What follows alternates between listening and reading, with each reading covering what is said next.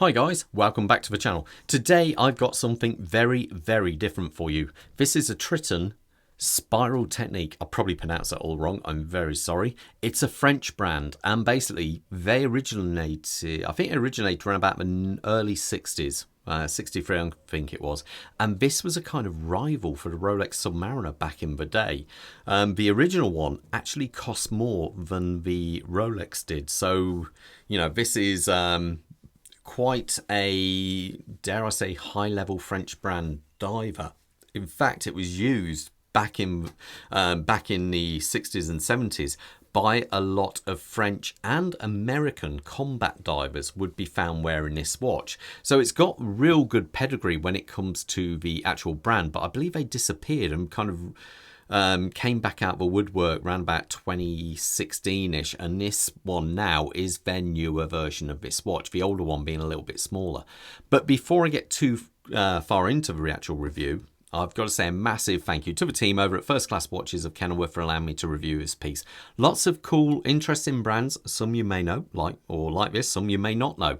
So if you're in the Midlands area, I'd strongly recommend popping into the channel. If you're a little bit further afield, well, don't worry, I'll leave a link in the description and at the bottom of the page now. All I ask, if you do contact them, please mention the channel because it really would help. So let's talk sizes of this one. The case size is around about 38.5. The bezel is 39mm. The thickness is only 12.3mm. And the lug to lug is a bit strange because it's either, I think it's like 53 or 41, depending on where you actually have it. And this system is quite cool. We'll talk about later. The strap size on this is 20mm. The dial itself, I think, is very nice. I'm a sucker for these inky black dials, and especially when they have these rather nicely applied hour marks on it, which are beautifully polished and full of lume. As to the hands and the hour markers, well, the 10, 12 and so forth on the bezel there, they look really good under what do you call it, they do glow, I should say, really nice. You then have a printed on track for the minute markers going on around the edge, and these hands are beautifully polished. As you can see there, they have done a real nice job on these.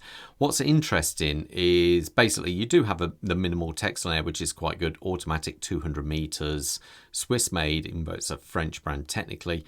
And what we have over here is a roulette date wheel. Now what's meant by that is if I flip these through, you basically go one black, one red, one black, one red, and so forth. But that's called a roulette style date wheel.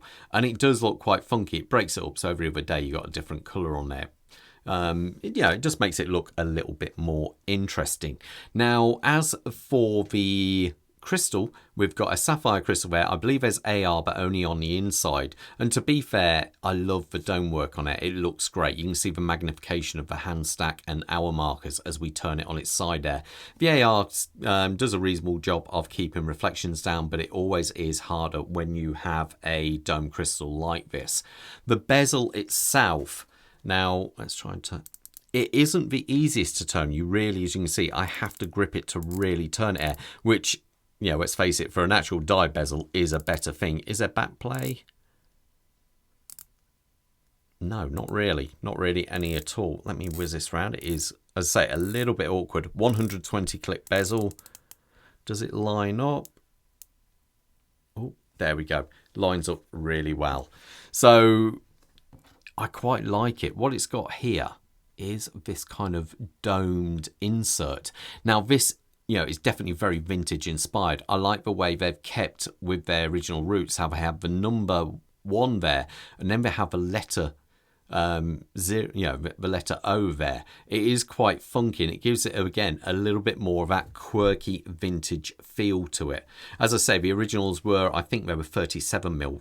These are now 39, so it keeps it a little bit more wearable for most people these days. I do like it, but I'm not quite sure what its material is. I don't think it's a sapphire. I'm not quite sure there. So it's one of these. You probably could mark it, but I have to say I like the look of it nonetheless. I think it looks really, really good. Now the case on this, as you can see, I'm a little bit of a smudge magnet on this. Lovely polished, very good angles actually on the end of the lugs there, making it very, very wearable. And then you have this system here. Obviously, we'd normally have the crown over at a 3 o'clock position or 4, depending on what brands. But by keeping it at 12 o'clock here, they have this system which covers it, which means you don't need crown guards on the side. And it is very cool. I think there's a couple of French brands which have the crown up here, and it kind of works, but it does make it a little bit awkward to manipulate.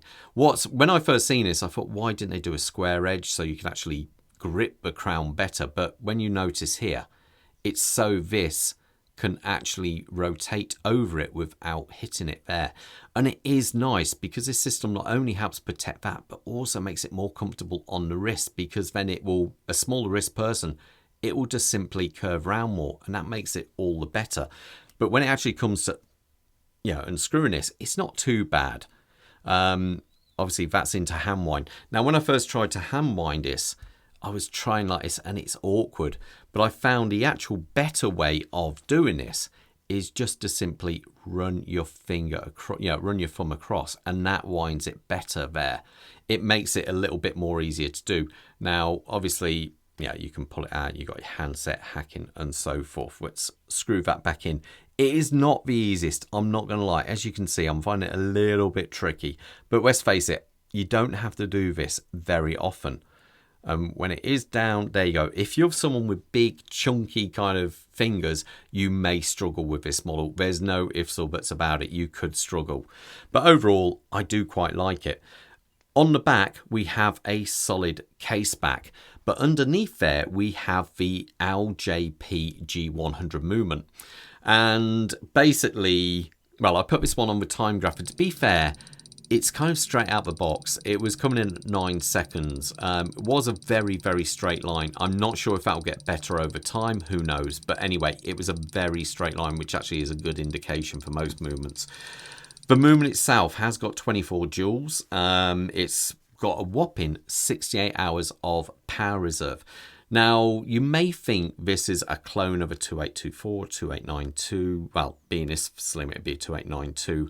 But actually, it's a clone of a Miyota 9015 movement, but everything is kind of, where that only has 40 odd hours, as I say, this one has a much longer power reserve, and it has the Geneva striping going on there, and it looks really a very nice movement. I think the reason why this is a clone, but a more upmarket clone, is that Citizen own Miyota, but they also own LJP. So this is why this is a more kind of, they've just simply got that one movement and just fine-tuned it a bit and put it in this. Overall, I quite like it. I think it does, it's a very decent looking movement and very slim. Now, as I say, on this one, we have this kind of tropic style strap on here with the holes through and so forth. Definitely gives it a vintage period look. But there is also one, I believe you can also get this model on a bracelet. And to be fair, the bracelet looks really, really good. You have a signed clasp, I should say, up here. 2 keepers, 1 fixed, 1 floating. And I do kind of like it.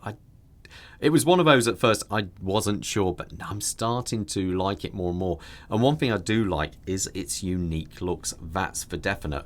Let me put this on my wrist so you got an idea how it looks. Quick wrist check. I'm wearing a Panerai 177 titanium, and Bob has got on the Seiko Solar there.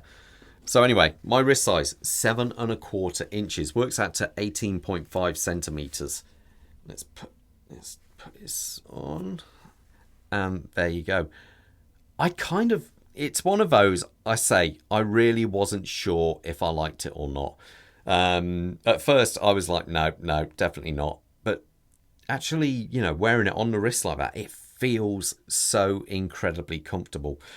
The only downside is obviously the price. The price is high, but there again, do you want a unique looking watch, which is something different you don't see every day, from quite an interesting brand, to be fair.